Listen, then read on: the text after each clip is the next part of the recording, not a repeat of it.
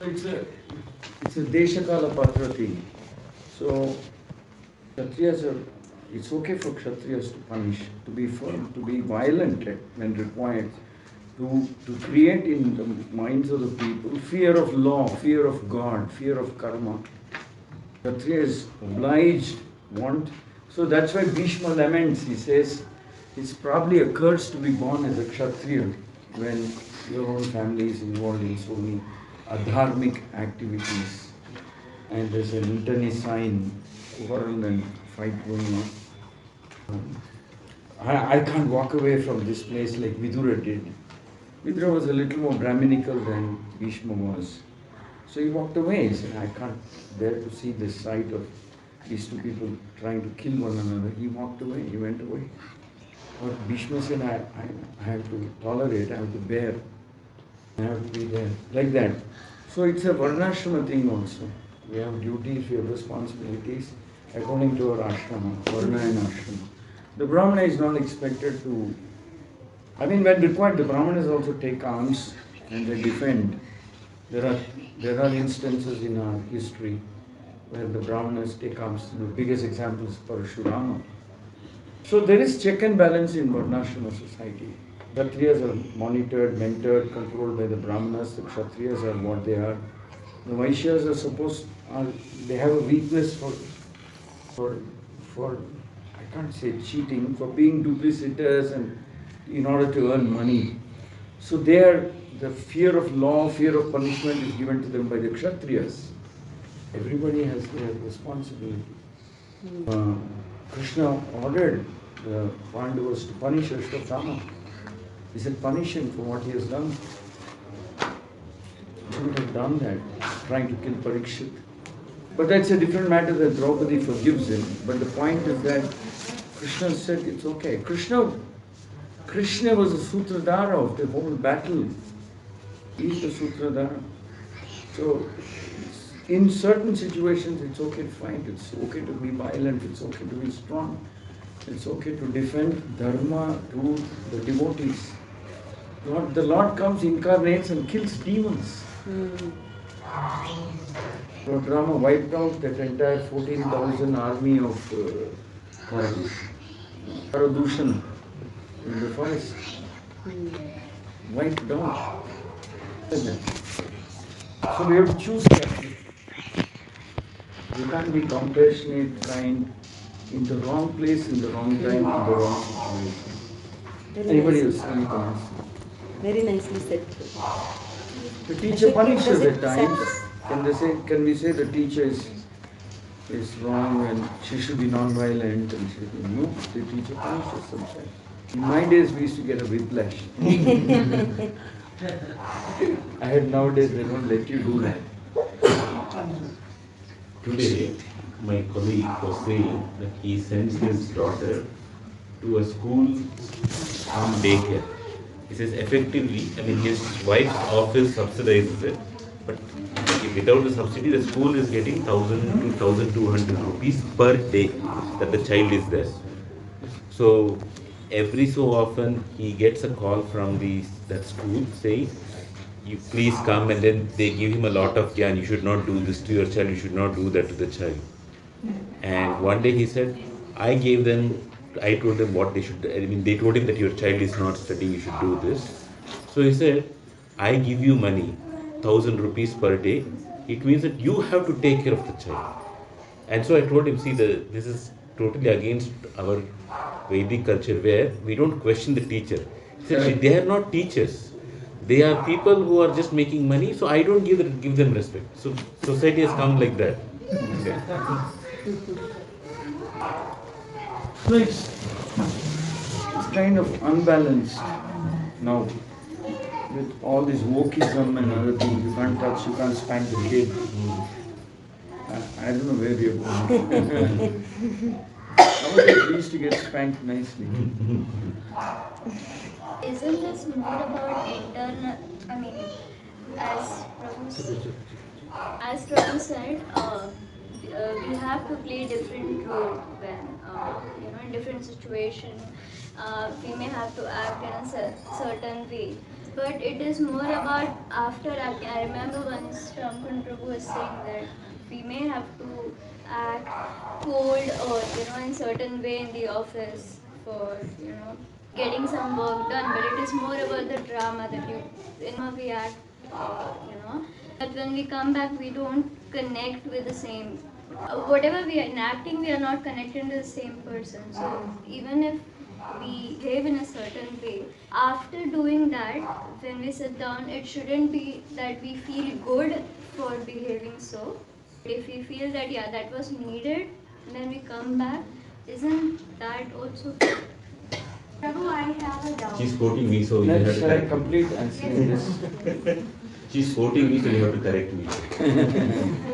No, look at it this way. See, the government maintains the police department. What for? And the police have lathis and guns and revolvers, and they punish people, they jail people, what for? So the arm that implements, protects, preserves dharma should be powerful and should be armed. And they can't feel guilty.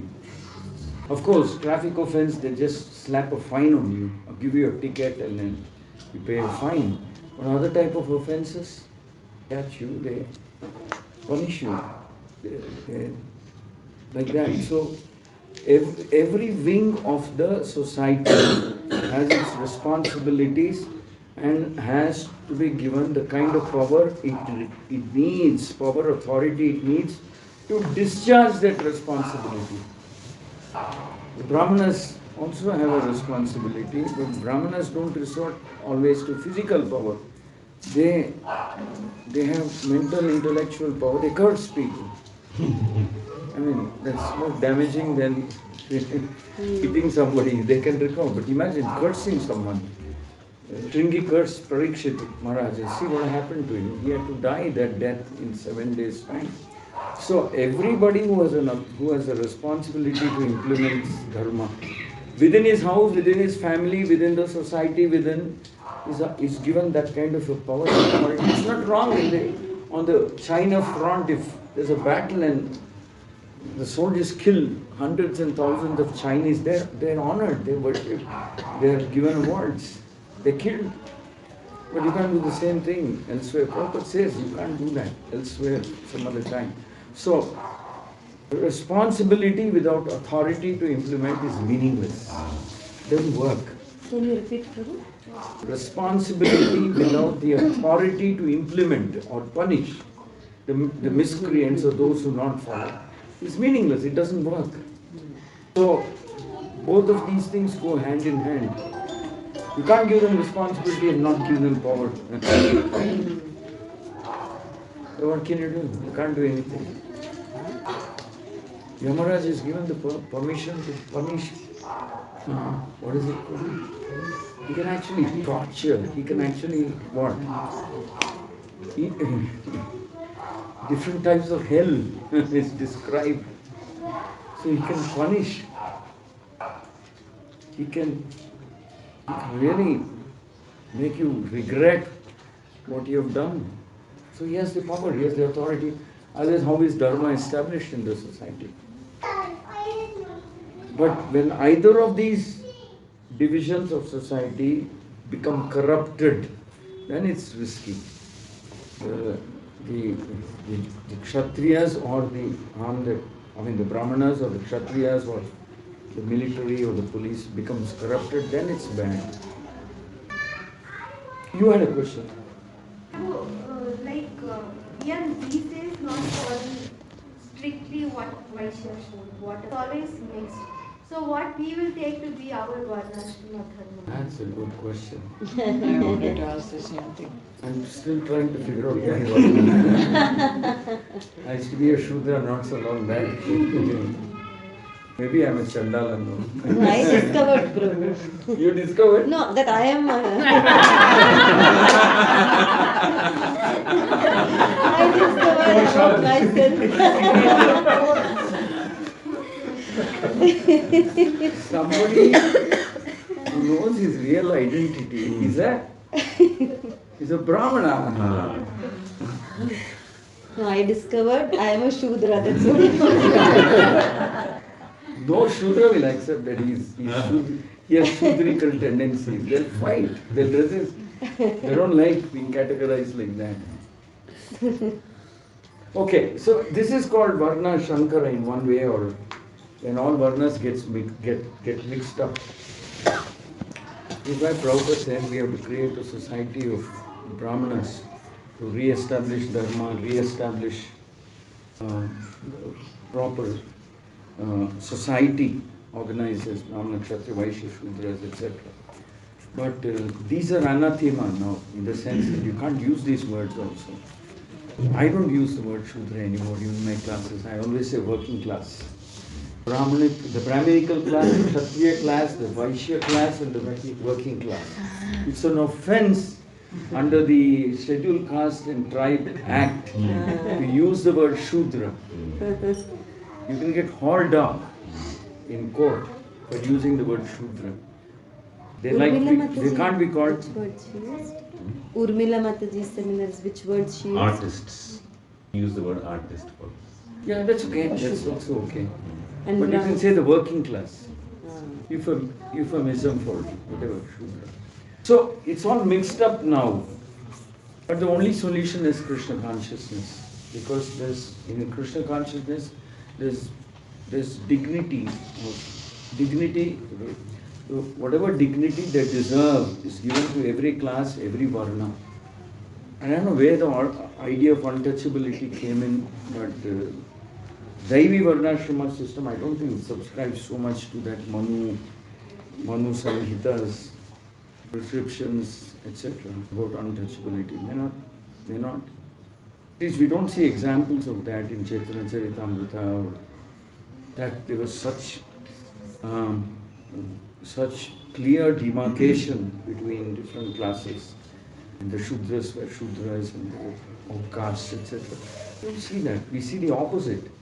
Everybody followed, everybody came, everybody started chanting, everybody got liberated, everybody got Krishna Prema. We see the opposite.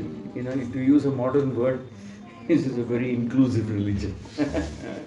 Very inclusive. So there's no other hope other than Krishna consciousness, really speaking. So who are following Krishna consciousness and what ashrama? They can choose. They can be the Brahminical. Tell me who is a Brahminical Krishna conscious devotee. Tell me what are his characteristics. Something like that, renounced. Very renounced. Doesn't have serious material goals and ambitions. Lives for the day, lives by the day. Renounced materially. Okay, whatever Krishna gives, I'm happy, I'm satisfied. Doesn't make too much endeavor to progress materially. Doesn't make any endeavor to progress materially. Very happy teaching, learning, understanding, practicing, and if somebody comes, he teaches. He's not learning because he wants to teach. Please understand this. A genuine Brahmana is not a person who learns because he wants to teach. Why does he learn? Why does he learn? Why does he read scripture then? There's attraction for a subject. Absolutely. He likes living like that. He likes living by that standard. And so when someone goes and asks him, he says, all right, provided you have the qualifications of a good student, I'll teach you. I'll share what I know. He's not a person who's learning in order to teach. Please. A Brahmana is much more elevated than that. He's doing what he's doing because he likes doing it. He likes to read, learn, absorb, live by those standards. You go and ask him, he'll share with you. Learning because you want to teach is okay, but not really the ultimate Brahminical standard. What do you say, Shamron? I actually have two questions which, based on what we discussed, especially what you said. Questions or more, I'd like to hear your insights. Most of them are devotees here, so I presume I can ask this kind of a question. You very nicely said that the arm that maintains dharma should be given the power. They should have, responsibility without authority is meaningless in one sense. When we consider devotees in general, congregational devotees. Um, they are the extremely free devotees, in the sense that there is, in one sense, there is no control. For most of them, it is like they can practice what they want at home. They come to the temple, they come to the temple for something and go out of the temple for something. In such scenarios, usually correcting a congregational devotee becomes very tough, because they, I mean, in other words, even if you take, for example, the GBC or anybody for that matter, n number of laws can be passed, but who can implement it? Nobody can implement it, because this is not it's not part of the government or any law association. So you might have faced a lot of such situations, especially of people who want to progress, or devotees who want to progress. Just a minute, I have to take. Pawan sir, Hare Krishna. I'm back in Bangalore. क्या ಬರ್ತೀರಾ ತಾವು? ಆಯ್ತು, very good ಬನ್ನಿ. ಹೋಗಿ ಬಂದಿರಾ ಕುಂಭಮೇಳಕ್ಕೆ? ಚೆನ್ನಾಗಾಯ್ತಾ?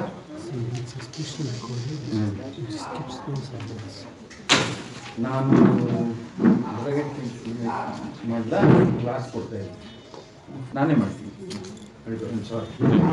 So my question is, with your vast experience, how do you manage to correct people who do not want to be corrected and yet push the movement of Srila Prabhupada forward in a way in which it adheres to the original spirit of what Sri Chaitanya Mahaprabhu wants? How do you handle it? I mean, I don't think it's a one answer. That you might have variations. See, typically I'll tell you what we do. I'll be very honest. Who can't take correction, try to correct them. Dangerous to our health. And to the health of the whole community. You can't take it. They'll vent out their anger somewhere else in some other way. To the point that it is detrimental for the whatever. So, in other words, people who are resistant, like what we discussed, very difficult to mentor them, talk to them, tell them, change them. We give some general instructions in the Bhagavatam class along with everything else. Maybe they get it, maybe they don't get it at all. Or maybe they get it and they think it's not for me but for everybody else. I'm not like that. So we do what is known as select delete. In other words, we delete them from, I would say, active list of those whom we are mentoring, whom we are working with. Active list. Is there, based on his enthusiasm, he's doing something, so fine. But if they're resisting, then we delete. We don't like to complicate our life. That is one thing. The other thing is, sometimes it becomes inevitable. We have to correct. From my experience, we have, of what I know, we apply what is known as the sandwich methodology. Anybody knows? Yes. Tell me. You recently.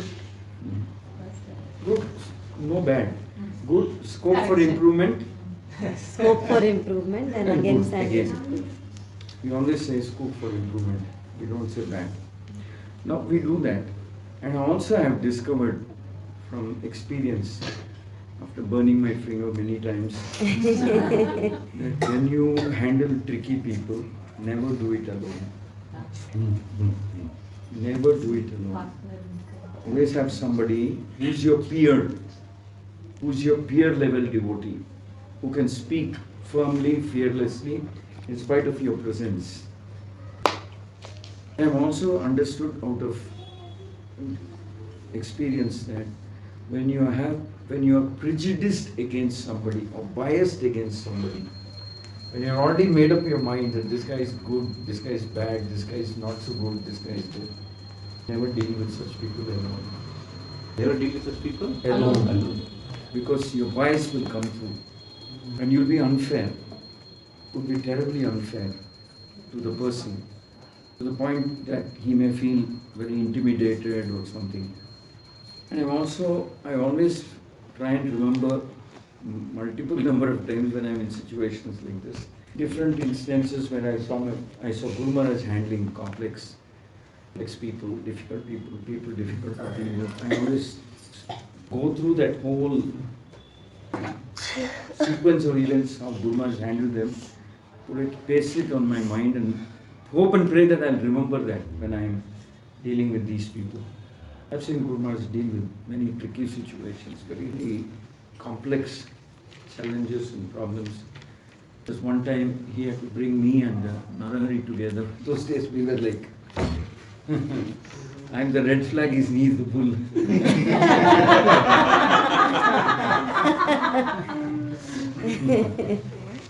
So he had to bring two of us together. So it was so good for Guru Maharaj.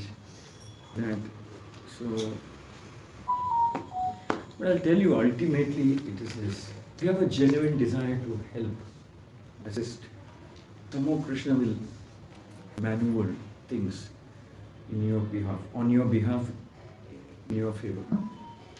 A genuine desire to help, encourage, mentor, just in a very loving way show what are the areas where you could possibly be a better person. Imagine if you just correct this one part of your personality, how much more people will like you, how much more they'll love you. Genuinely feel like that. That you're doing this because you want him or her to be more empowered, more peaceful, more productive, more happy as devotees. Krishna will recognize that intent. Facilitate the whole interaction. But typically when you're correcting somebody who's a little tricky, biggest problem is not the person you're dealing with. The biggest problem is your own biases and prejudices and experiences and envy, and that's actually the biggest problem. And deep down inside, sometimes you'll relish that this guy is in troll or whatever. Sorry for using that phrase, but he's sinking. So you start. He deserves it. That kind of thing. He did this and that for me, so you better go through it now. It's payback time, redemption time. So it's dangerous to deal with people when you're having that kind of a mood. See, ultimately,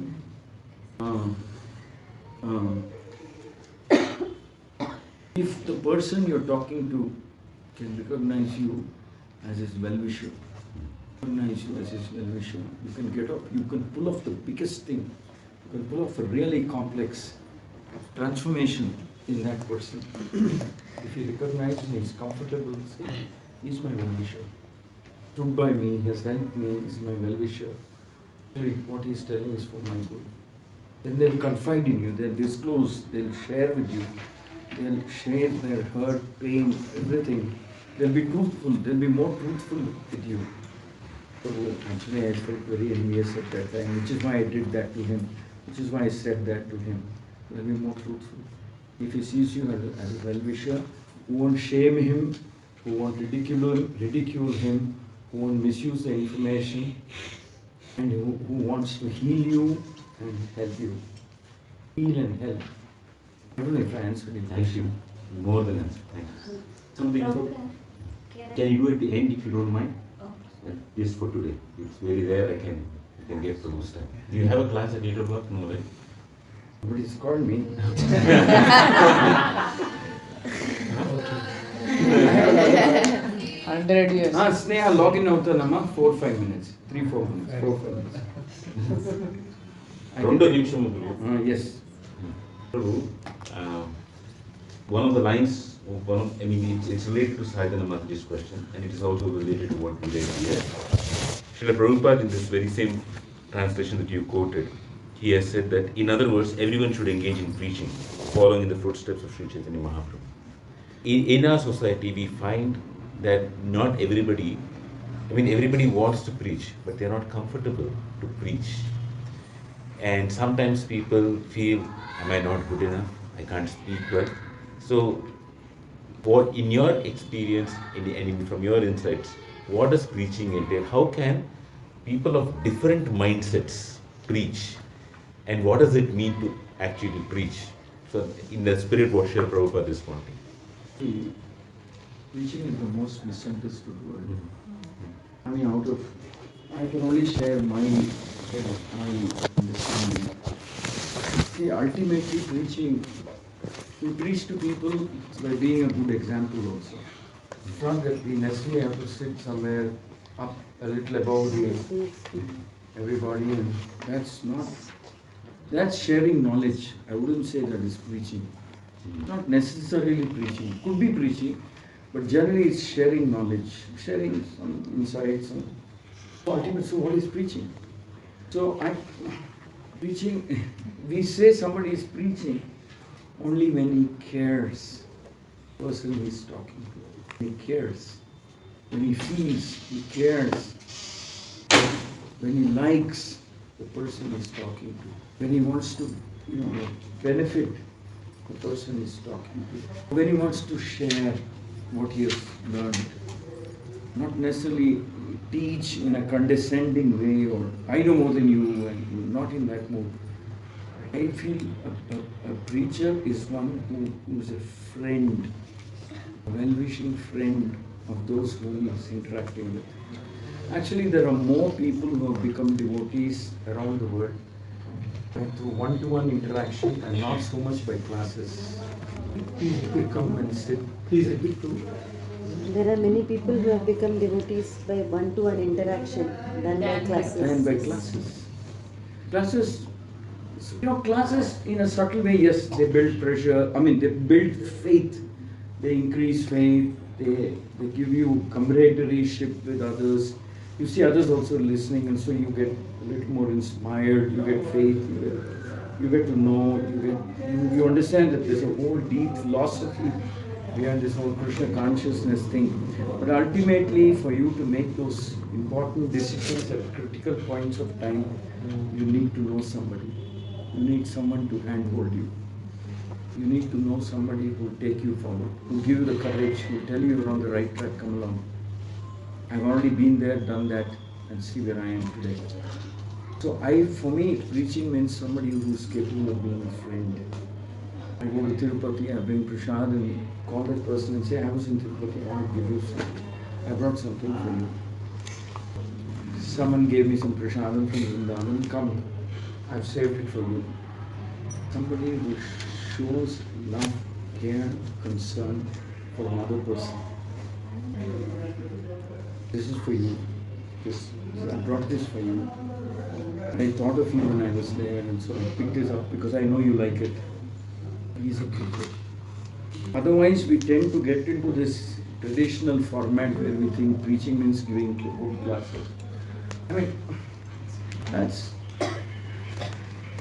one type of preaching, definitely. But the real preaching is when you show love and care.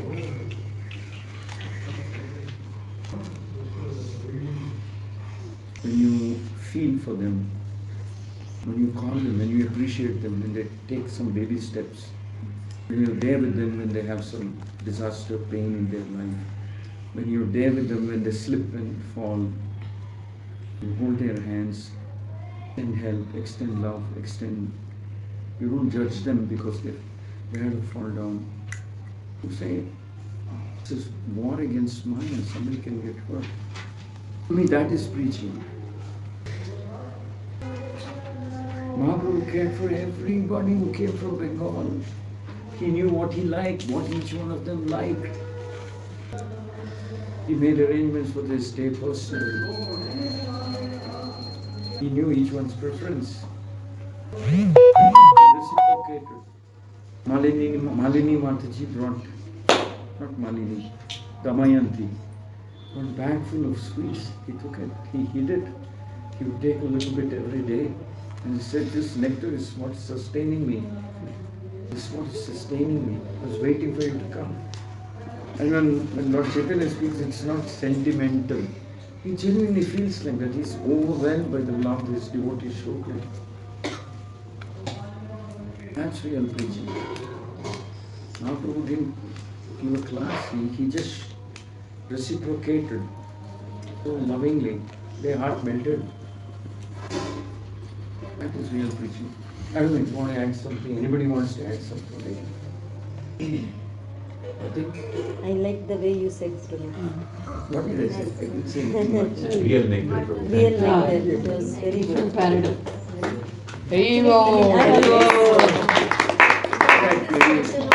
Last time we were discussing on this, that what is preaching, remember the last before the last one. Okay. I can't, but because not everybody is able or capable of giving a good class, but what Prabhu said made so much sense, that everybody can do preaching in their own field, with their own capacity. Everybody can do it. It's not like I am capable, I'm not capable. Very nicely said, Prabhu. Thank you so much. Those who are living far, like means online, want to hear from us, but we can't engage them, or we can't meet frequently, or how we can develop relationship. Well, I mean, online also you can encourage them to read and study and speak. Come on yatras, come to the temple on festival days, weekends, stay.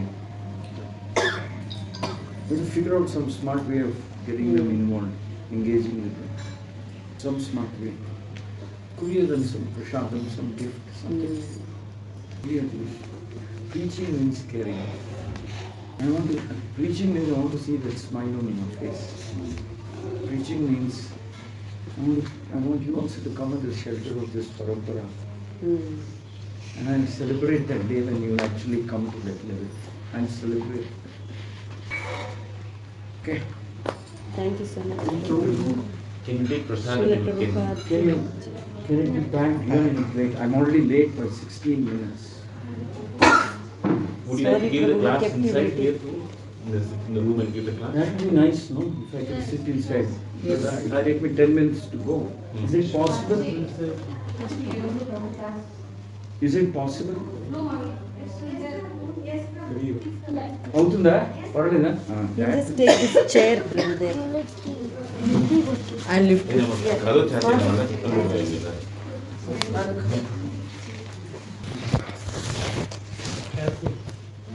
Don't bang it.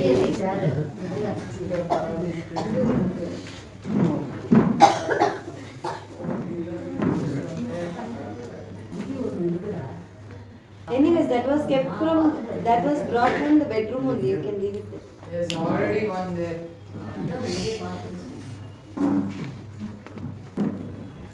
Say 20. Should we read further or should we We'll stop it. Next chapter will start. Sharing my mind. When Krishna Prabhu is saying, what we did long back in Goyal apartments, just we took prasadam and we engaged everyone, like Damodar one offering lamp and everything, and tasty prasadam, like we all made, like they are very happy, like not feeling that much, but by receiving them and so, but somewhere remember them when they receive. Yeah. In fact, I liked every point that Prabhu said today. Right from the beginning, it was like, Someone like me. yeah. I have made notes. If you have forgotten, you can use this for the Hindi. My only problem is my handwriting. After all, you are writing. It's good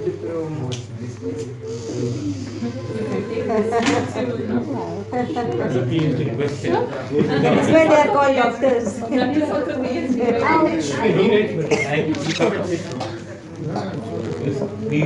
No, I mean you are the host today, right? So since you are the host, he has a question. Since Krishna Guru is not there, you have to answer the question. So you ask Prabhu the question. No. No, she's translating, no? अब बता रहे माता जी उनको? No, she's taking picture.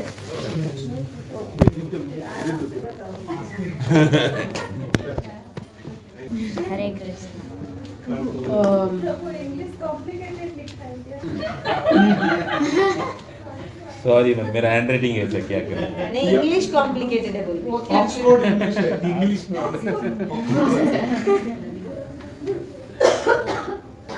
Yes, Prabhu. So we started, the base when we started was humility. So, no, not for showcasing to outside people that I have humility. How to really cultivate that if we don't have that. Not for showcasing that I have humility, but really I want to, in case I want to cultivate that, how can we do that? Maya will correct us too. What he said? Maya will correct us. Wife will correct. Maya. Wife will correct. Wife will correct. Wife is Maya. I mean,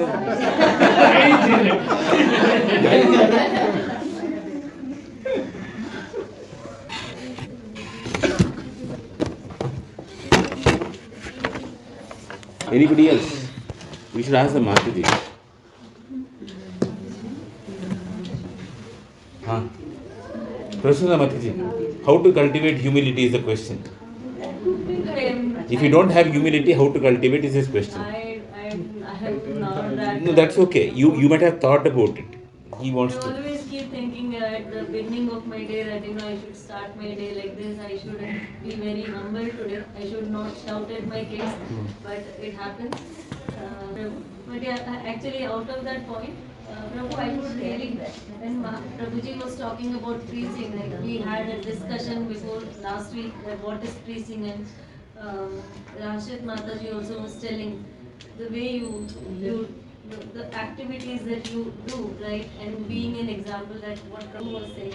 And in that Prabhu, few points were like, when you care for somebody, when you show love for somebody, I was actually, remembering Mataji, you and Prabhuji at that time, the way you care for us, you talk to us, and when we are in Yatra, you actually, I don't know whether you are having your prasadam or not, and you come to us and you are asking me, did you have your prasadam?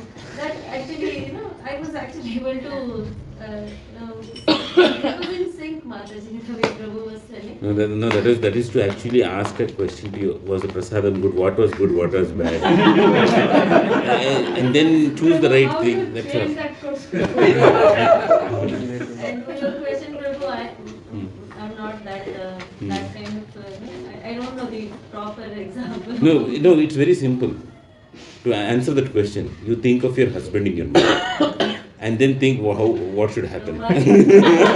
every wife here will tell that. My husband has too much of humility, which I don't have. When I start my day shouting, he will tell me, be calm. It's okay, it happens. But somewhere I have never told him, but I actually trigger everything, but he'll be seeing that.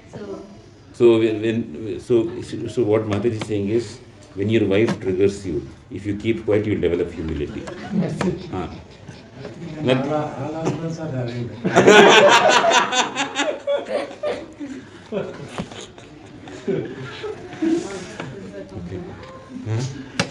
Ladies, what's up? यशस्विनी माताजी, आप इस प्रश्न का उत्तर दे सकते हैं? आप हिंदी में ही बताइए, हम सबको समझ आएगा.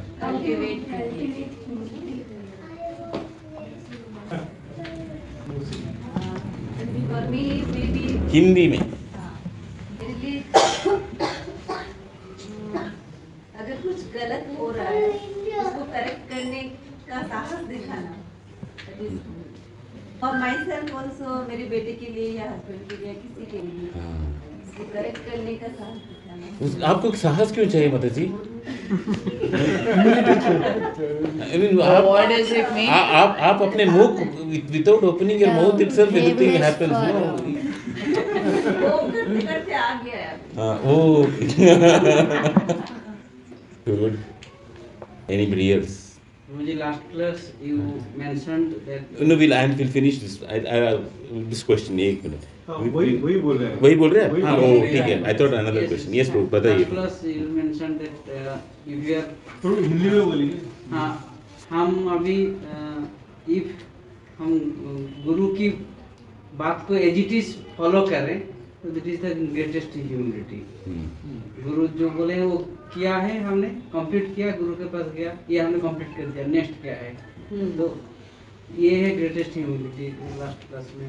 गुरु के आदेशों को पालन करते रहने से हमको ह्यूमिलिटी धीरे धीरे आएगा वैसे. So we are doing because the Guru told Mataji. They are just taking it as an order from our Guru. So here I am, surrendering myself totally, and then I do. Right? That is what humility is. They are cultivating. I feel like very tough. It's not that tough. Probably as chanting and all these things we do slowly.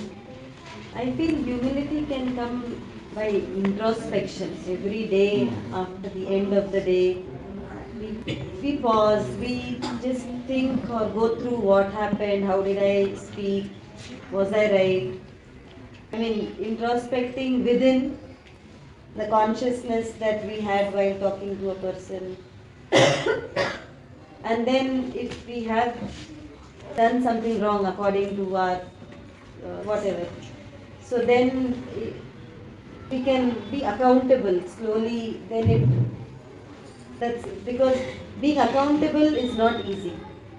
And when one tries to be accountable to someone, it can be amongst the spouse or it can be through some friend or anybody. But then when we speak that out to that person, then, next time also if I am going to go with that same problem or with that same thing, what will that Mataji or Prabhu think about me? So that itself will correct us or inhibit our,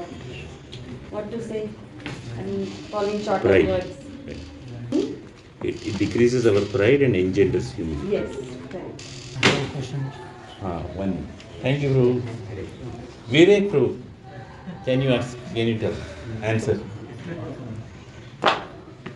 This is not from realization, this is from hearing and reading, hearing from devotees, rather than reading Srila Prabhupada's books. So one starts with chanting with sincerity. That is one way which helps you in spiritual answer. The other thing is, as Prabhu also mentioned, if you are willing to accept the corrections which others have given us. So once a fact is given, we reflect upon it and then act on improving ourselves. That is one way. So I have a question here. So we heard. Prabhu, உங்க சேர்ல யார் உட்கார்றது கூட அவர் question கேட்டு வந்தீங்க. அங்க சேர்ல ஒருத்தவங்க அங்க பார்த்து சொல்லுங்க. So these are two points which I can think of in terms of humility. Top of the mind. And question, because while hearing other devotees speak and our Krishna also speak, many points were related to. So somewhere I can see a connect between anger and humility. So if you can connect the two or disconnect the two, it will be nice. Many places it's more stemming and how to control that. So if you can connect and bring about the differences and similarities between anger and humility, that will help. Nice, very profound. We put it. I don't have thoughts right now, but I can ask other devotees. Prabhu. Sorry, Prabhu, but before that, the humility part, other devotees can answer, and then we can get to it. I think most devotees answer. I think. Prabhu. Switch on the generator just for a minute the current. That's okay. You want us to chant Hare Krishna when the light is off? There'll be no scary thing, no ghost, nothing here. No,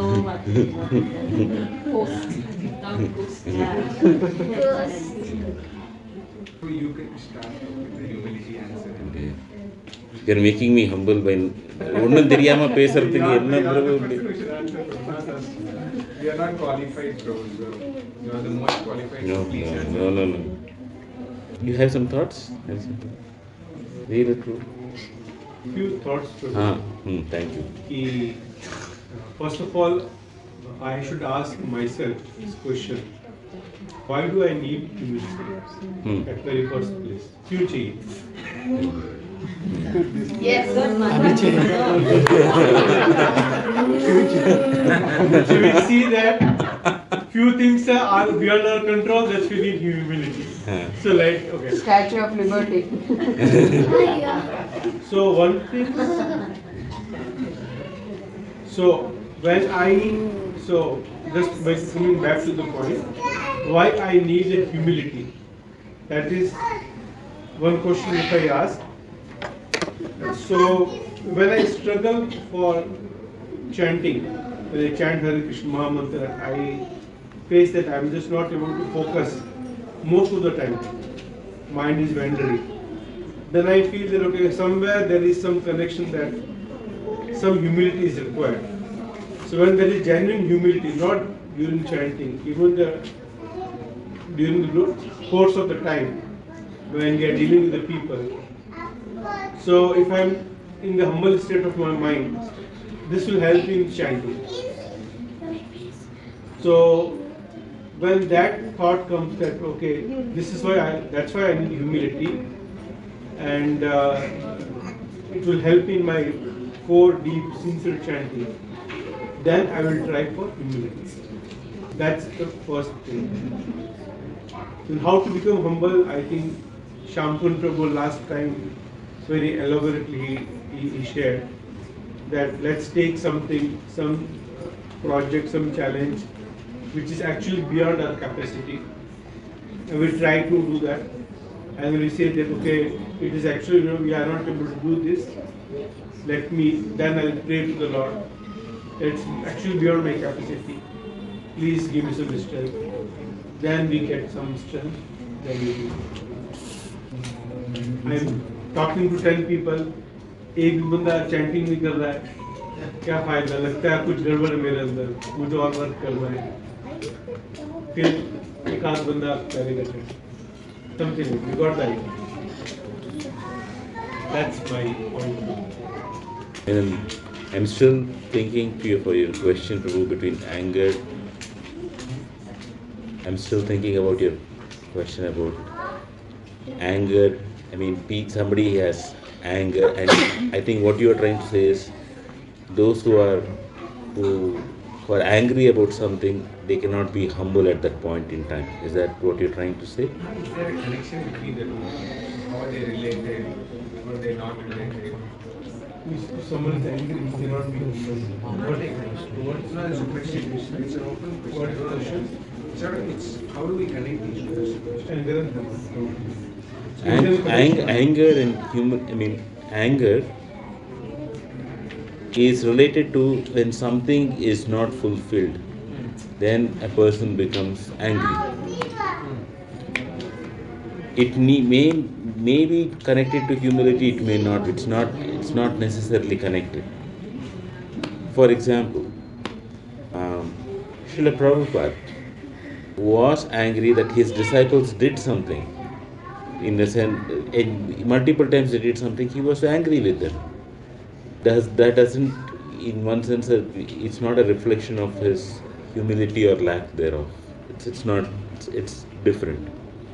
Many times, it so happens that when a person is not valued enough, they become angry. So, if I go and tell that person, or anybody goes and tells that person, be humble. Don't think that you have to be valued so much. It doesn't work.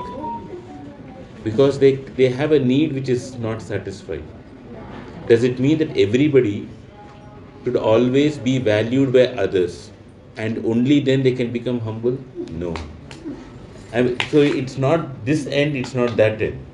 And the golden middle rule is what Yeshwant Prabhu was saying. He said it in his way, Maya corrects it. I just like to expand on what Yeshwant Prabhu said. In the life of a devotee, both Maya and the internal energy of the Supreme Lord act. Both simultaneously. In a way which we cannot comprehend.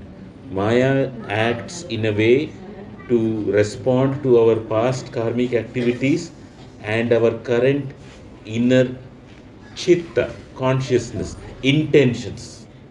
The word chitta comes with intentions. So we have a past baggage, we have a current intention. Maya reciprocates according to that. And Krishna's internal energy also reciprocates at the same time, saying, I'm giving another option. And both of them may converge to the same option, not different, same thing. You want an example? Yes. Say, for example, somebody has probably not done any mistake also. That person considers they have not done any mistake. And it just so happens that there's a banana peel on the road. They slip and they fall. And they say the person is at a particular age when the falling from the banana peel, they have a injury on the body. That same incident, both Maya and Krishna's internal energy, both can be acting on that person. Maya is telling that you did something wrong, fell down, you have a bruise or a fracture or whatever it is, you're getting the retribution for it. Maybe it is adjusted to one's good karma. Like it's not so much, but it is adjusted. But that is still the Maya activity for it. Krishna's internal energy is because of all the sukriti that a person has done, the person gets a realization. When I fall, there is so much pain. When others are in difficulty, maybe I'm not recognizing it. Or when I fall and something happens to me with whatever hand, leg, something like that, then one begins to realize I took for granted my strengths and abilities. I don't know when these strengths and abilities will go. And these are not mine. It's coming from somewhere else. These strengths and abilities are coming from somewhere. What do? I had pride in my abilities, but actually it is not. There's no ability there at that point in time. So then the person begins to start depending that there is nothing in this world which I can call as mine. So both have acted at the same time, in one instance. That's how Krishna is wonderful. He can do many things. Shall we do the main part? Sorry. Yes, please. To add on to the point which you mentioned last class about taking a project. So that makes us more humble when we start depending more on Guru and Krishna. Yeah. So then this should be an eternal activity, right? Yeah. I mean, the project will change. Our projects will change. We always have to have some project. Yeah. Exactly. Exactly. At different at different epoch or era in our life, at different ages, it's going to be different. But there has to be something. And that's what Srila Prabhupada used to say. I'd like to die on the battlefield of preaching. And he said, until the last few days before he left, he was translating on the dictaphone. Service till death. That's it. But we'll stop with one last question. Prabhu, you wanted to ask something. Where is Sulochana Mataji? I am not able to see. She's here. You should ask question directly to her, Prabhu. So with corporate world... Don't look at her only. Afraid. आज तक कभी cross question नहीं किया है.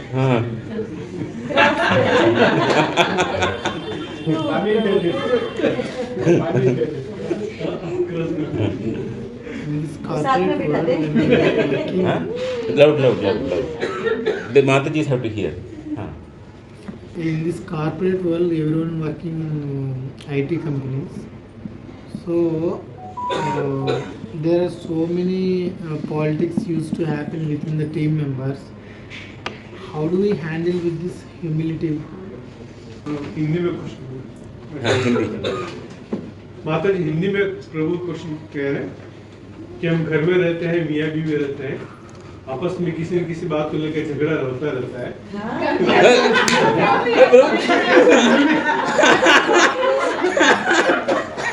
Same question, Prabhu. He's asking that question. Real question वो है. Corporate वाला question झूठ बोल ये. प्रभु आप भक्ति सार है प्रभु. आपको मिला है प्रभु. आप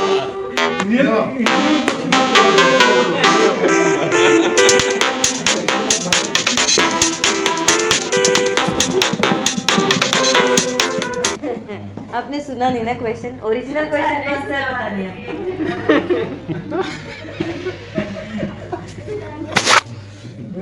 Original question बोलो। नहीं नहीं Yeah, but your question was correct. You are on the right track. Please continue. You are on the right track. Go ahead.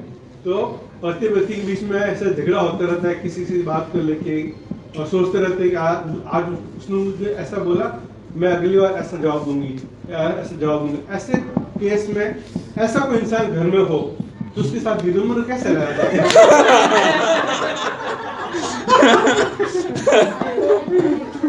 Correct सही है?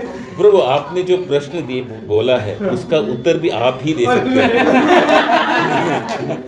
सोर्स का हमको पानी में रह के मगरमच्छ के साथ बैल नहीं ले सकते। माता जी आपने उनका क्वेश्चन सुना था या नहीं सुना? उन्होंने कुछ ऑफिस का पूछा है, घर पे लेके उन्होंने उनके मन की बात कही थी। वो माता जी लोगों को समझ में आए, ऑफिस का में भी एग्जाम्पल समझ में नहीं आएगा तो देख, दिस इज कॉल्ड पतिव्रता।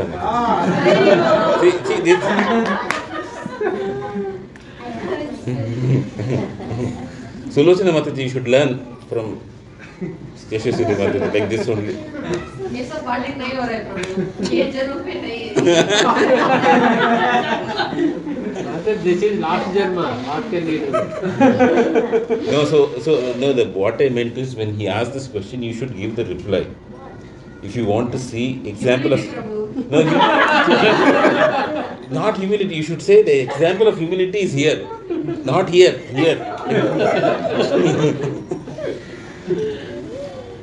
But we have some people here in top position in the corporate world. Harishandru, you please tell me. He's an architect. No. I just get things done. He's the one who. No. You tell me. I mean, no, I want to hear from you, please. You have not told anything today. After you, Nagamalisha. I am not. Both of you. I would say, right, in office it happens because of insecurity, right? Essentially, it starts with insecurity. If we are secure in our, what do you call it? Secure in a position. It's not like we are trying to accomplish things. There are things which we are trying to. In a way, in a team environment, right? Like even as a manager, okay, we get things through others. That is one of the role of any managerial position, right? It's not like one person can do things, but what is the motive behind it? What is the intent behind it? It's just not like, okay, I want to get things from others, so I promote myself in the corporate, right? Rather like what I can do to others, or how I can facilitate their growth as well. When they grow and you grow in the organization, that's how like managerial principle works. Okay? It's just not like I going up and the others remain under me. Right? So the politics happens. It's just like, okay, the other person feel pretty much like scared. Oh, this person is going to either stunt my growth or he is going to overtake me and he is going to take my position. That's where the politics comes into picture. So we kind of in the corporate world, this is not normally that's what happening, right? Like because of the insecurity. So what scriptures and what here it teaches us is we must be first aware of for why we are doing it and what we are doing it. Is it for whom we are doing it? Right? So Bharata Krishna Prabhu talked about the authority. He talked about essentially humility comes from when we submit ourselves to the supreme authority. Then from him hierarchically it comes down. Right?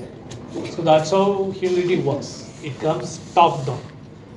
And the greatest manifestation of the Supreme Lord is actually our Acharyas and spiritual master. So when like Maharaj, like even Nityananda Prabhu always shares, right? When we go to the workplace, the mood is right. Okay, I am representing the Supreme Lord here. It's just not I'm doing it to earn a livelihood. Rather, it gives me livelihood, but rather I'm here as a representative of the Supreme Lord and all his associates and all other living entities. Okay. So how I can be of some help to them in their work. Maybe if I could help them in their like career or whatever it is, in whatever way it is, they would have a better relationship with their spouse at home or better relationship with other colleagues in the office. But if my motive is how I can pull down others and I go up, then naturally like the other people will also get the same vibe and then they follow the same thing. It's all it matters is how I reach the pyramid, top of the pyramid. Not doesn't matter about like how about others. It's about how I reach the top. It doesn't matter how many people I step on and reach. And typically this is the nature, like corporate world, this happens like.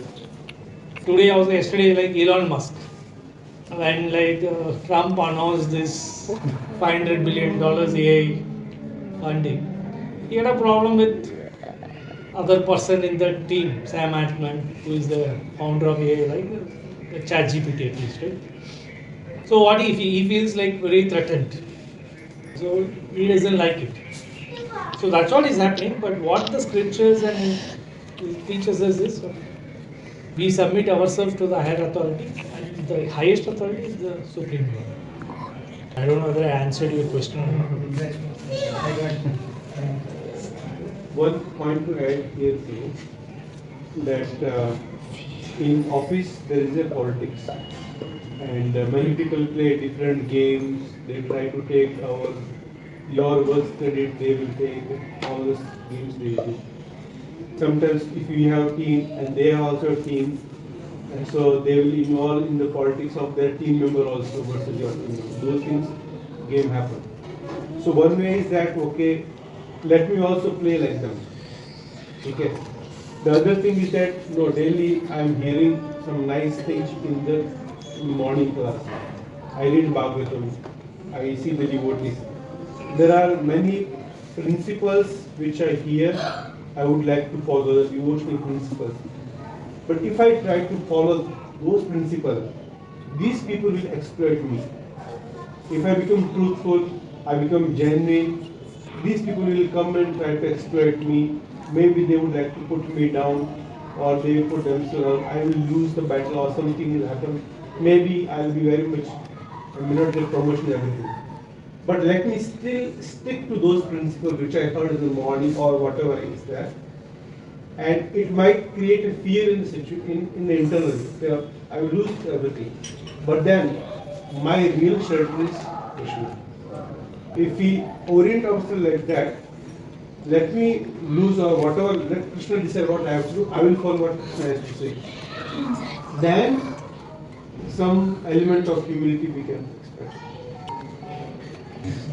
Let's start with just one story which comes in Ramayana. So Ravana, he goes to the hellish planet or Yamapuri, like not hellish planet, like where Yamaraj is ruling. He goes and challenges him because he wants to capture that domain as well. Because that's the domain he is going to go, so he wants to, or his associates may go, so he wants to capture it. So they were fighting for a long time. And just about like, and the fighting is ending the climax, okay? They were pretty much equally matched. They were not able to kill each other. And finally, like, Yamaraj decides, okay, I will take the rod of death. I'm going to throw. The moment, the rod of death has never failed, because that is something which is given to him, that authority is given to him, like if it goes, that person gets killed. When he was about to throw, then Lord Brahma comes and interferes and saying, please don't do it. I have given him boon that he cannot be given any of the demigods, all these things, all different kinds of boons. Okay. One way to take it is, okay, now Brahma, you can say, okay, now Brahma has given some promise, now I have to give up my ego, okay, and then accept like what Brahma says and not do it. And basically, if you don't throw it, means like basically you have to leave the battlefield and go away just like a coward.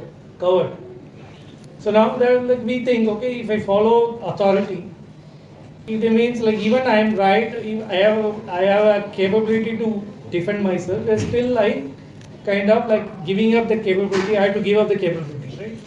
So here, what the Yamaraj takes a decision, saying, okay, the most important thing, right, the humility aspect comes here. It is not like that my respect is safeguarded or like preserved.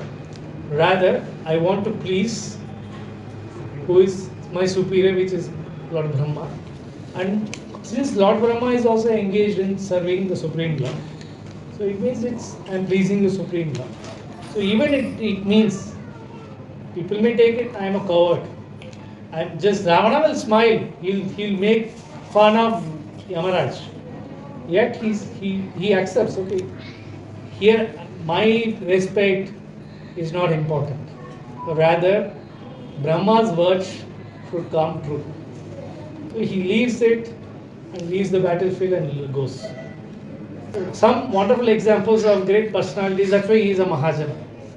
Where he displayed his humility, saying, okay, all it matters is my superior's words. He worked for it. That's it.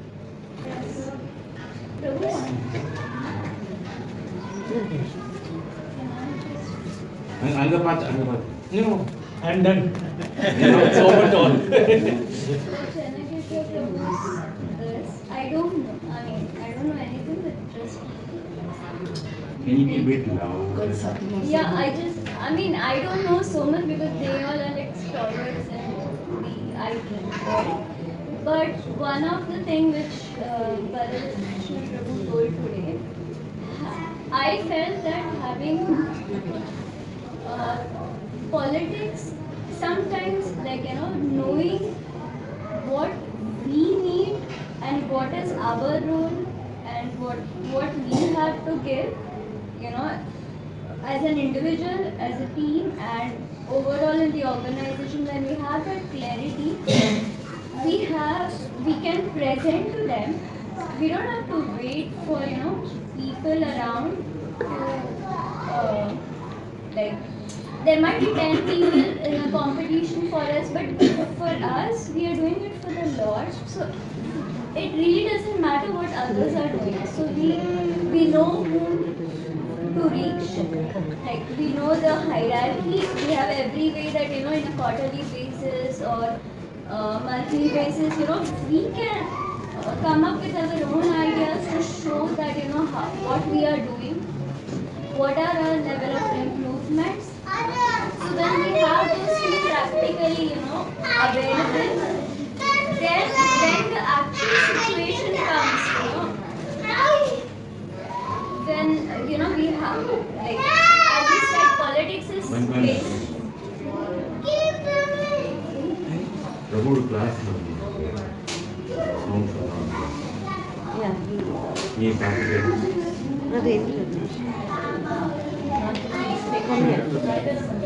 Prabhu class room Yes, ma'am. Thank you. So, like Mahabharat is one of, like, this is somewhere where I, when I used to have so much issues about these dealing, practical dealing. So I remember when Prabhu would give examples of Mahabharat where Krishna instigated Pandavas. He did not say do wrong, but he instigated to be smart, to roll that ears and eyes. Most of the time, in the humility, we tend to be like, we ignore those things, but maybe we know what I can, like in my case, like what I need to do, I can showcase it and I can keep it ready and I don't have to wait for them to come and ask me what I did, but I can have one-on-one with them. So they already know what I do. So in that case, half of the time we do not get involved in the politically part, like practically. And the second one is where, as Harishan Prabhu and others said, the fear factor comes most of the time when the politics happen. We get feared, but then for us, we know that the Lord is behind us, so there's nothing that can happen, without their wish. And the confidence, most of the time that I faced is that I lost confidence, but then the building factor of confidence is the whole acharyas and the Lord. Everyone is behind us, so there is nothing that, apparently even Karna was stronger than Arjuna, but Krishna, when he intervened, Arjuna won, right? So that faith, when we have it, I think like half of our office issues get sense. I don't know. Thank you.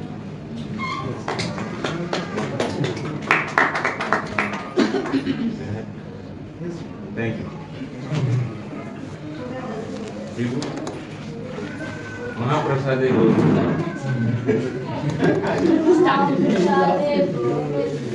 Mahaprasade